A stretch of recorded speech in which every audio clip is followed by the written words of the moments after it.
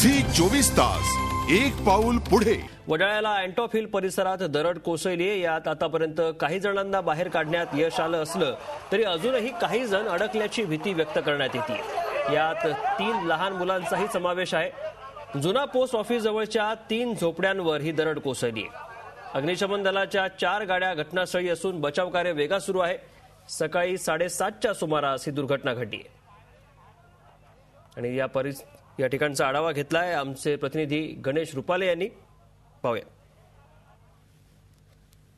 Antop hill परिसरातल्या देवरामदादा चाळमध्ये एक दरड कोसळलेली आहे। या दरडीखाली 4 जी घरं होती ती आलेली आहेत। तुम्ही पाहू शकता की अजूनही बचाव कार्य जे आहे, मदत कार्य सुरू आहे।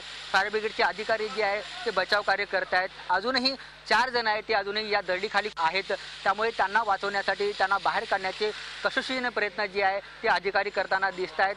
जर तुम्ही या दरडीच्या बाजूला जर पाहिलं तर ही पूर्ण दरड आहे। या दरडीच्या अजूनही काही भाग जो आहे तो इथे त्याला भेगा पडलेल्या आहेत, त्यामुळे ही दरड कधी पण कोणत्याही वेळेला घसरू शकते किंवा पडू शकते आणि मोठा अपघात होऊ शकतो। तुम्ही बाजूला जर पाहिलं तर इथे वस्ती आहे आणि या वस्तीवर ही दरड कधी पण कोसळून एक मोठा अपघात परत होऊ शकतो। बीएमसीच्या अधिकाऱ्यांनी किंवा राजकीय नेत्यांनी इथे सुरक्षा रक्षक भिंत जी आहे ती बांधण्याची आवश्यकता आहे, अशी मागणी आता इथल्या परिसरातील सर्व नागरिकांनी करत आहेत।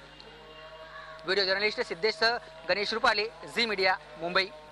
झी 24 तास एक पाऊल पुढे।